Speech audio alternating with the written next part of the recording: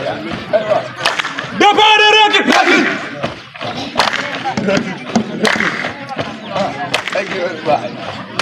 Départ de recul. Non, merci. mbokk yi jaa ngeen jëf ñu ngi leen di nuyu bu baax di leen ziar di leen jox seen wàccuwaay am mbégte ànd ak yéen ci sunu vision L'Oeil du Jolof seen émission ambiance nawetaan comme ni ñu koy defee saa su ne yéen jaajëfal bu baax a baax ak lu football ñëpp ñu ngi leen di nuyu di jaajëfal ñi nga xam ne ñoom ñooy internet bi dañuy dellu siwaat rek une fois de plus waxtaane nawetaan tey boo leen gisee ñu taxaw ngeen xam ne ASC mbooloo mi la.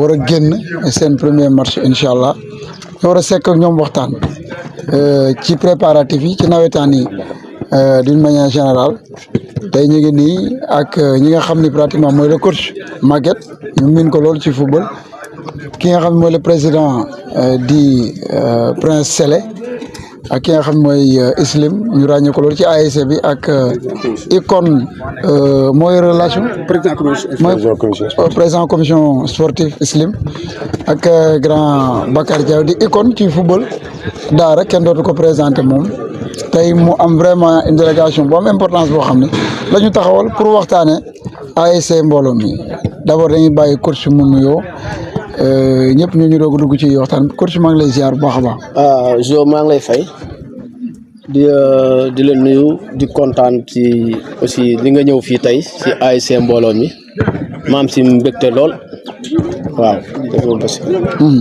Jaayo président ñu ngi lay ziar bu baax a baax. bon ñu ngi nuyu Daara Jolof ak li ko war di nuyu suñu télé. sunu vision L'Oeil du Jolof di nuyu waa Daara Jolof rawatina waa mbooloo mi di nuyu staff équipe ASC mbooloo mi yëpp ñi nga xam ne ñu ngi fii dajee di nuyu l'ensemble de la quartier di nuyu tamit l'ensemble des joueurs merci beaucoup. jaajëf président Islim ñu ngi lay nuyu di la ziar. waaw Mbodj maa ngi lay ziar. maa gas waay lu bëri waaw comme ni ko gars yi waxee rek ñu ngi nuyu ñëpp di ziar ñëpp di rafetlu teewaay bi wax dëgg fa yàlla dimanche lañ xatee ngeen bàyyi seen lépp ñëw teew dafa leen koy rafetlu bu baax. grand Bakar ziar na la. waaw ñu ngi lay doon ziare di Mbodj waaw di nuyu waa télévision bi nga xam ne moo ñoo fi ñëw tey di nuyu monde sportif bi yëpp waa Daara yëpp di nuyu ñi nga xam ne conseil de yàlla def ma nekk conseil des quartiers Daara Mbayeen Njàmbur et conseil de commission sportive communale vraiment di nuyu sportif yëpp leen siyaare bu baax a baax di leen ndokkeel daal si bés bi nga xam ne tey ñëw nañ mbooloo gi nga xam ne moom fi laa fekk baax macha allah jërëjëf mais noonu vraiment ñu war a seq ak waxtaan ci ASC mbooloo mi coach xam naa ne ci yow la ñu njëkk a ñëw yow mi nga xam ni ren yow yaa yore ASC mbooloo mi nga war ko doxal ci CNP yi nga xam ni ci la ñu jëm nga war a am match capital boo xam ne première sortie ak ASC mbooloo mi match bi noo koy waajee actuellement. ñoo ngi koy waajal ASC mbooloo bi quartier bi yëpp pare nañu parce que premier match foo ko fekk dafay difficile quoi parce que équipe bi ngay daje nga xamul mais nag bu ñu dem dañuy yóbbu ñun duñ indi rek la ñuy yóbbu quoi ba si biir match bi nag ñu xool naka lay match bi doxee ñu soog a ñëw xam naka la ñuy jouer ak match boobu tey mais nag ak sama équipe bi tey yaakaar naa ne ñoom pare nañu même les joueurs les dirigeants les supporters même entraîneur ñun pare nan yow ngi xaar nag jour si bi quoi. on a apporté sa équipe pratiquement gis nañu ren ASC bëri dañu recruter yow recruter nga wala da nga jël ci ossature bi nga xam moo fi nekkoon mooy booy yi nga xam ñoo dëkk mbooloo bi doon football wala da nga dem am loo xam na nga ko jël doole ko ci équipe bi. waaw équipe bi mbooloo mi moom day équipe boo xam ne yaakaar naa ne ay matcham daaw ma ko tardé lu taxoon ma gën a sawar jël ko tim aussi damaa xam mbooloo mi xam naa équipe bi peut-être ñi ma fi fekk ñi ma fi gis ñoom laa fi gisoon daaw ñi ma fi gis équipe bi ma fi gisoon daaw moom laa fi gis ren gisaguma fi lu changé. benn jour daal bu jógee côté village yi. moo fi moo fi ñëw te aussi nee nañ ma fi la nekkoon. ok waaw mais nag équipe bi daaw bi rek moom laa fekk quoi ñu moom daara nag ren dégg naa recrutement yi bëri na jógee Saint-Louis. niveau bi aussi jóg na waaw niveau bi jóg na moom. vraiment ñoo xëy na peut-être gars yi danañ def nawetaan bu neex quoi. mais nag en tout cas lu ko ëpp solo mooy xamal say jour nga xam ni ban qualité lañ yor. nga mën a jouer nawetaan bu neex parce que jour. mënoo ko ñëw rek lu toll ne benn nawetaan nga ñëw ne da ngay jàngal joueur bi football. non non tout sauf ça. xoolal li mu yor li mu mane nga xool ba xam. am lu si manqué nga xool loo si avancé. si loolu laa nekk aussi équipe bi ma ñëwee tim sonn ma. parce que booy respecté nan ma du ma dégg sax ku may wax coach lu may wax père la ñuy wax. parce que mu nga xam ne ñii jox nañ la cër. yaakaar naa neex la ñoo diriger quoi. ok macha allah loolu am na solo président. coach wax na ko ren moom ngeen jox destiné ASC Mbooloo mi ñu gis ni nawetaan yi ren recrutement yi bëri na. gis nañu sorti zone B zone A ñu gis équipe yu baax football bu am niveau. Mbooloo mi ñu ngi koy xaar mais ossature bi dafa mel dafa ni ñi fi nekkoon ba tey say xale yi koñ. nga gëm ñoom nga jox confiance ñoom nga bëgg ren ñu relever défi bi.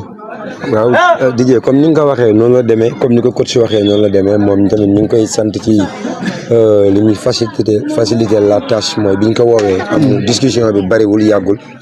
mu nekk grand bu ñu respecté parce que man mii di waxal yow coach na ma. Walidaan deuxième année Walidaan. moo nekkoon sama entraîneur. yàlla dogal suñu père taxaw. te yaakaar naa ne ñaar ñii rek ay icône football lañ. boo xoolee di nga xamante ne war nañ mën a def ci gone yi football. man li ma gëm mooy. sama équipe bu daaw ñëpp xam nañ ko. mooy ñëpp dem ne Mbooloo mi daaw bokk naa si équipe bi nga xam ne ñoom ñooy meilleure équipe de Daara. ma ne pourquoi pas ñu maintenir loolu. bu coach bi ñëwee li nga xamante ne manqué na ko ñu dem utali ko loolu. te ci yoon boobu la ñu nekk. mooy équipe bi fi nekk ni fi gis nii daaw ñëpp fi lañ nekk te li fi nekk yëpp yaakaar naa benn gan la am benn. ñu si des ñëpp fii lañ dëkk. ñu ay doomu koñ bi donte bu ñu fi nekkut ay natifu koñ bi. xam lii couleuru koñ bi di wax. ñu porté couleuru koñ bi pour dem football yi. parce que nawetaan. ñun soxlawuñ ay football kat. soxlawuñ ay professionnel ay compétiteur lañ soxla. xam nga football nawetaan soxlawul nga ay trop. na nga nekk compétiteur. xam lan moo la war xam couleur bi nga sol. ak gone yi topp sa ginnaaw lan nga leen di représenté. te boo leen gisee ñu nekk ay doomu koñ bi kon am nañ yaakaar ne en tout cas bu subaa naaj bi dina tàng nag comme ni coach si wax ñun li ñuy indi lañ xam. ñun keneen loo indi rek boo ñëwee di nga fekk. bu dee football man xam naa ne bu bal bi dawee ñëpp jox ñu cër. loolu moom bu dee physique tamit xam naa ne samay joueurs bu ñu footballee bu match bi jeexee. ñëpp dinañ wax ne gone yi ku leen bëgg a gagné di nga topp ci naaj bi. parce que coach ngi nii def na ci ñoom entraînement. te booy avant tout ay sportif lañ dañuy compétir championnat. kon du physique jooy ñu physique. te bu dee xam-xamu coach tamit am na fi. parce que coach ngi nii. père ngi nii. depuis 83 ba léegi nii coach. yaakaar naa daaw ak ren la coach wut. te dinañ ñoom en tant que man comme staff ñoom dinañ waxtaan xam nañ ñoom lan la ñu war a def. xam nañ li manqué si gone yi. ñoom dinañ ko ci def. en tout cas ñun daal ñu ngi wax Daara Jolof. li ko wër na ñëpp ñëw. rawatina waa Mbooloo mi pousser équipe bi ñu dem. parce que am nañ yaqin ay équipe yi fi nekk nii war nañ mën a jël coupe. ci kàttanu yàlla ak mbaaxam. loolu daal xam naa ko.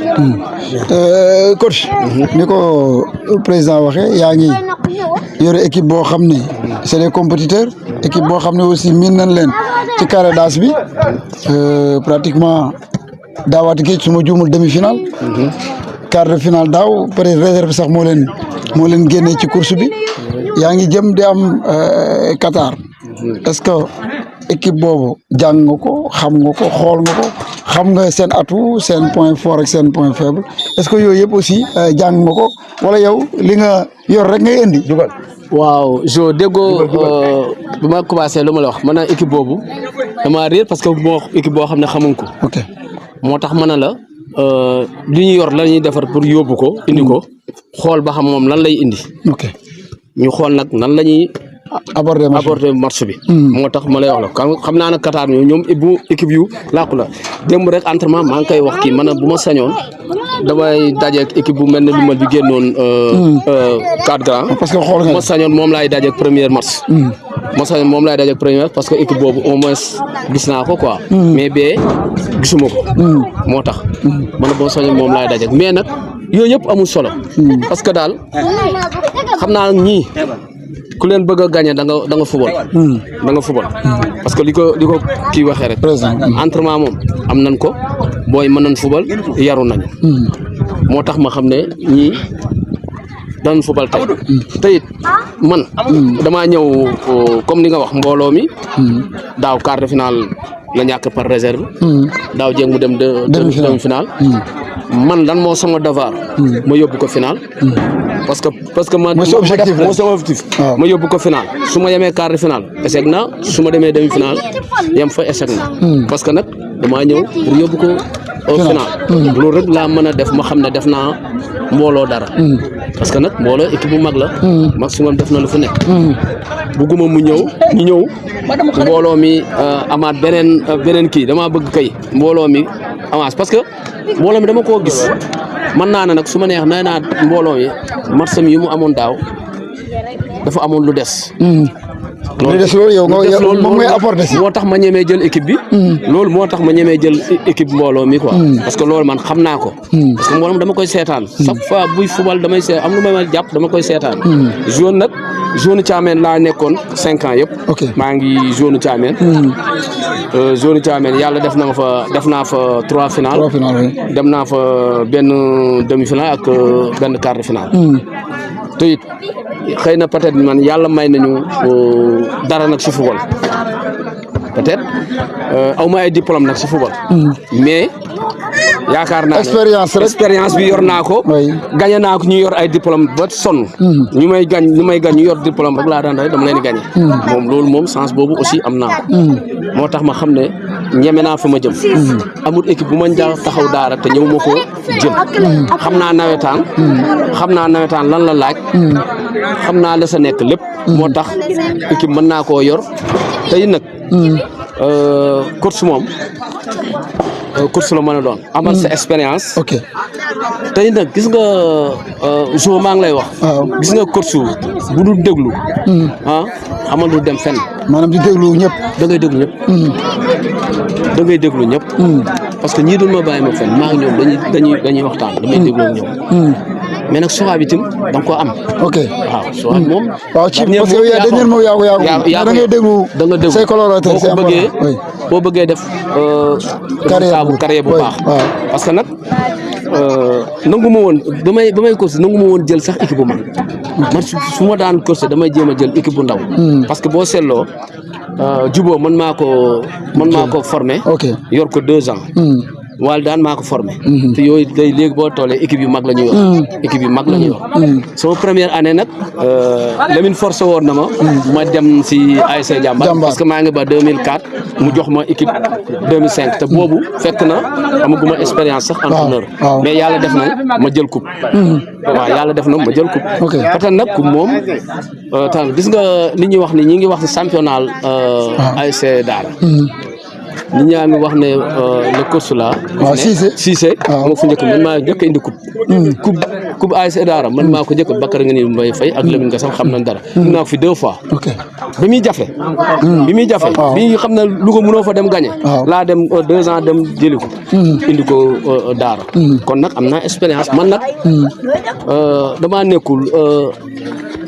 dafa am ñoo xam ne aussi dañuy wane coow man sama yu bëri am naa yoo xam ne man mais ci suuf gars yi kenn xamu ko parce que tey su ma ko nekkoon di wax ni loolu amul man mii sama football rek mu doon teg samay image ñu ne non te ñëw ma koo wax ñëw maa taxaw wax samay parcours fii Daara amul loo xam ne dugalewu ma ko nawetaan amul loo xam ne dugalewu ma ko muy loxo di loxo mbëkk talonaat yëpp dugal na billaahi wallaahi taala lu ma ko wax noonu am moo tax nag amul lu ma jaaxal si football nag moom moo tax yaakaar naa ne ak équipe bii ma yor yàlla mën nañu dimbale ñu sori.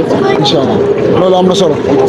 grand Bakar dégg nañ coach dafa ñëw ren pour indi benn touche bu bees ci ASC mbooloo mi gis touche la boo xam ni pratiquement tey li mu jëm mooy objectif am moom mooy jël coupe yow en tant que tey vraiment personne sage xam footballu daara yàgg ci footballu daara yoroon ASC mbooloo mi aussi 2 ans ngi yoratoo leen coaché woo leen mais yaa ngi chaque jour di xool booy di nekk seen wet di leen conseil ASC mbooloo mi ci championnat bi ñu jëm est-ce que jàpp nga ni ko coach waxee ren seen ren la war a doon war nañu mën a jël li nga xam mooy trophée bi.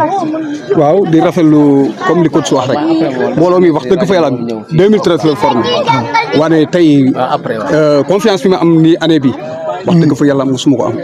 ndaxte vraiment équipe dañu wax dañ koy liggéey. dañ koy togg. équipe bi dañ ko togg ba mu ñor. lii ñëpp sumay doom ñoo fi ne ay samay jarbaat. fii lañ dëkk si koñ.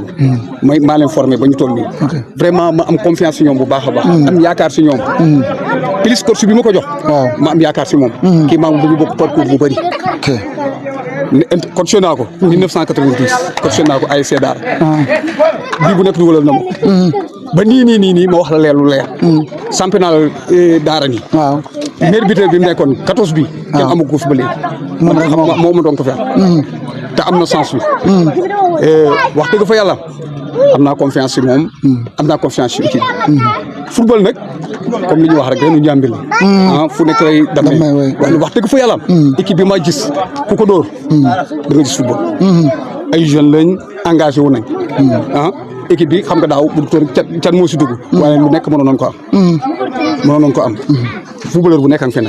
ñëpp mënuñ football. football bu fekkee football rek tiitu mu si nit gañe mu si. waaye nag football mooy li nga xam ne dafa garaaw. dafa garaaw. waaye nag wax dëgg yàlla saison bii man gis man. li ma gis équipe bi mën a jël trophée. yéen a ngi ci poule bu métti nag. waaw lu mu métti poule bi métti na trop. waaye loolu moo ñu jig ñun. mbooloo. équipe boo déggee maanaam bëggul lu yomb bëggul lu yomb mbooloo meilleure équipe yëpp la dóor. mbooloo bu ñu ci dóorlee meilleure équipe bi daara yëpp la dóor. tey boo ñemee Saara Bakara tax tey ku ñemee Saara tey fii daara. man maa tax man. ma koy wax Sokone li dégg. may félicité nag wax dëgg yàlla Sidi Diop maa ngi moom daanaan jongante bu métti. mu jongante muy nit sportif. sportif bu mag. booba xamul coach su benn Sidi Bakar ngay xam. waaw dañ daan ñëw boo ñëwee stade taxaw suñ ñaar suñ défoulement suñuy toog di coach rek. waaw football la. football la ndaxte booba ñun football bi dafa nekkoon suñu choix dafa amoon lu ñu bëggoon dañ ko bëggoon ñun dañ ko bëggoon moo tax léegi su ma xoolaanee sax booy dañuy courser sama xol dafay jeex ndaxte football dafa war a boole warta tàqale mag Sidi Diop bu doon def par ba pare ñii la ñuy def ku nekk kii sa morom billahi wallahi taala 1999 maa ko gagné 2-1 waaye ba léegi photo bi maa ngi ko denc ngi la ma yëkkati c'est mérite Bakar ne ma liggéey nga loo ma gagné wax dëgg fa yàlla booba dama doon dund football booy seet tey ma sàkku mbooloo mi ni mbooloo mi yàlla ak man moo tax mu am te ni mu amee dama bëgg sport dama bëgg sport ma nekkoon fi nga xam ne mooy may jaajëfal waa jamono nag lu ma nekk ñoom jamono lépp ñoom tey bu demee ba Bakary taxaw di wax si football jamono 1983 ba léegi maa doon nekkoon jamono di dund di coach ñuy nit ñu baax si man nag li ñoo xam ne vraiment lu nekk defal nañu jox ma cër bu ne waaye dama dem ba nga xam ne ay 2012. waaw ma gis ne xam nga adduna nag lépp day changé day soppeeku. waaw ma dégg ay tama bu ma juddoo ba léegi musuma taxaw nit dàq ma fi ñu ma dàq. waaw bu ma xoolee nit ñi bëggatuñ rek ma xam ne may dem oui. lu la demee ba ma ñëwee ma ne naa dem fii roq bi war na mën a am équipe. ma dem def sama enquête ñëw jël samay gars yi ñu dajaloo ma ne leen man wax dëgg yàlla dama bëgg sos équipe ndaxte lii man football dama ko dund. sama amour la. bëgguma coow bëgguma dara damay ñëw defaat beneen équipe fii. loo indi mbooloo tey. loo indi mbooloo tey. may dund football nag ba nii wax dëgg yàlla sama choix la. am bëgguma def si àdduna sport bu nekk suba rek moom lay dund.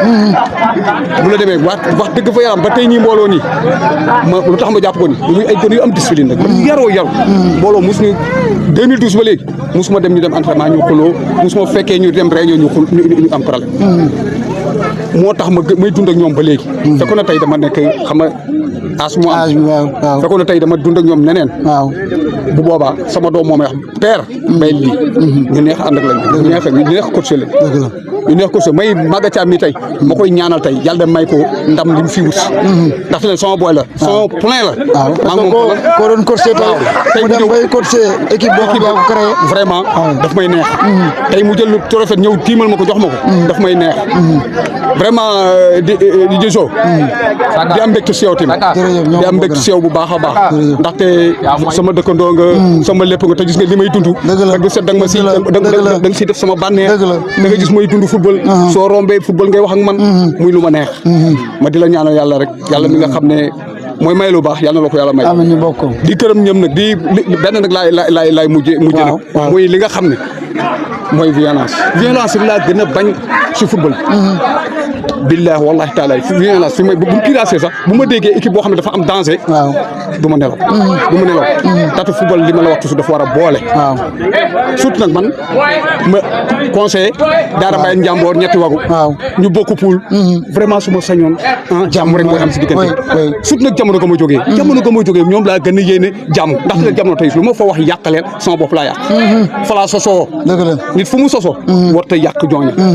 moo tax tey jamono laa bu mbooloo amul ndam yàlla na jamono am ndam. bu mbooloo amul ndam yàlla na jamono am ndam. ndaxte jamono vraiment wax dëgg yàlla lu mu am tey dama siy bokk. waaw c'est vrai dama siy bokk. waaw 100 ans bu jamono ndam lu mu am dama siy bokk. moo tax bëgg naa jamono yàlla may ko ndam. ñu ñaar bu ñu demee. ku nekk ku yàlla jox ndam yàlla ko yàlla jox ndam. waaye bu ñu xuloo bu ñu xeex. jamono tey tuddante nañ ay doom. samay xarit fa lañ ne. sama lépp fa la ne. wax dëgg yàlla su ma soyoon. ñu am jàmm. jàmm jooju rek moom kese mooy bu ñu ko amee jël naa coupe bi man. macha allah yàlla ñu yàlla may sans violence. nawetaan yëpp. macha allah lu rek mooy ndamal Jolof mooy ndamal ñëpp. macha allah di gërëm ñëpp di sant ñëpp nag. wasalaam merci beaucoup merci beaucoup merci beaucoup. est-ce que daa ma jël Islim rek ñu mën a tàggatoo ak coach après. Islim damay ñëw yow ci côté supporter laay ñëw ak yow. en tant que président commission sportive aussi xam naa rôle bu garaaw nga yore. parce que yaay jëli. yaay recruté yaay xool gars yi baax ngay indi.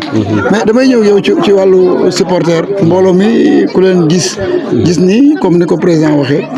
équipe bu yaruloon ni ko grand Bakar waxee amuñu benn problème. côté supporter mobilisation seen diggante ak supporter yi nu mu demee. waaw comme ni nga ko waxee rek yaakaar naa ne mbooloo moom comme ni coach waxee sànq rek ñu pare nañ côté yëpp. parce que yaakaar naa ne soo ñëw si compétition da nga war a pare lépp. say arme lépp dafa war a pare. foo mën di dajeeg lu mu mën di indi fi yow fekk yow pare nga. mais tey soo indee lii bàyyi lii su ñëwee benn côté rek. dina la empêcher côté boobu noonu. mais yaakaar naa ne ñun pare nañ côté bépp. muy côté supporter côté football. côté lépp pare nañ. waaw lépp li nga xam ne nawetaan laaj na ko. ñu pare nañ si côté boobu. di wax nag ñun ñëwul pour benn équipe ñëwul pour ñaari équipe dañuy ñëw pour championnat bi pour jëli trophée bi. loolu gis-gis boobu lan ñëwee. te loolu moo tax ñu bokk nawetaan. mais ñëwul pour benn équipe comme ni ko Bakar waxee dañoo bokk pour bi nga xam ne nii lépp gannaaw raay bi la yaakaar naa benn jàmbaar moo ñu rax waaw comme ni ko Bakar waxee rek ñu yaakaar naa ne avant mbooloo mi jamono la woon. kon ñun ak jamono benn lan. waaw te gën a jege gën a yey. waaw comme ni ko Bakar waxee. à tout le temps man jamono si football dama ko yéene ndam. waaw te su ma sañoon tamit suba yàlla na ko yàlla may ndam. waaw donte ne ñun maa ngi moom ñooy daje dernier mas mais boobaa na fekk yoonam leer fekk suñu yoon leer parce que boobu dama à ñu ñëw ànd dem yàlla def ñu ñaar ñu finaalu soo xoolee chaque jour lu may rêvé mooy gannaaw raay bi dafi war di ñëw par lase fi man chaque jour sama rêvé loolu la gannaaw raay bi mais donte man sama équipe am perte na si compétition bi ñi nga xam ne ñoo def si gannaaw raay bi nan am ndam parce que atul chaque année coupe bi dem ji yëpp ko dem côté bële waaw nekk li nga xam ne lii tamit nekk lu ñu gënal waaw parce que ma yaakaar naa lu mooy équipe tey lu mën a xew ñi nga xam ne ñoo la gën a jege après ñoom ñooy say mbokk muy bànneex di safaan ak lu mënti xew kon nag yaakaar naa ne lii benn 3 mois kese la fola ak rey su boolewul warul taxale waaw mais nag football dafa nekk li nga xam ne nii dafa xaw a compliqué waaw dafa xaw a compliqué mais nag soo ànd ak sa xel du compliqué sa côté waaw mais yëpp nag ñu ànd ak suñu xel ñi nga xam ne ñooy mag ñi njiit yi am xel te su waxee xale yi dégg dañ wax xale yi muy côté mbooloo di côté jamono di côté jàmbaar di côté cosaan ñëpp nag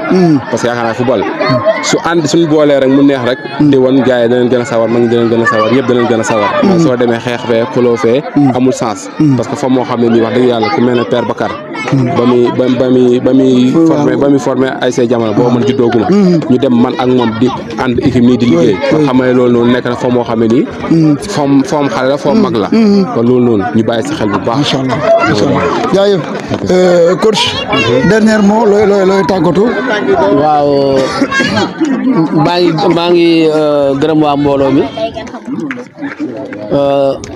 parce que cër bi ma jox aussi il faut ma wax ko ñu fi ñëwee ba léegi cër bi ma jox nii yal na ko continuer nii ba saison bi jeex quoi di ñaanal nag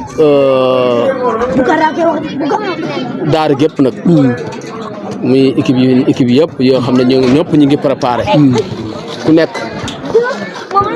da ngay indi rek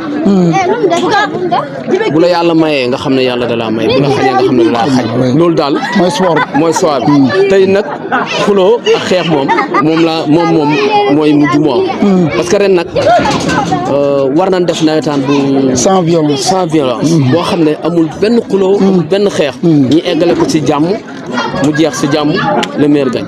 macha allah ok jaajëf coach Ali merci beaucoup jërëjëf Cheikh Sy bi ci régie bi di leen jaajëfal yéen ñu doon bàyyi xel ci sunu vision di leen jox di daje benn yoon incha allah jaajëf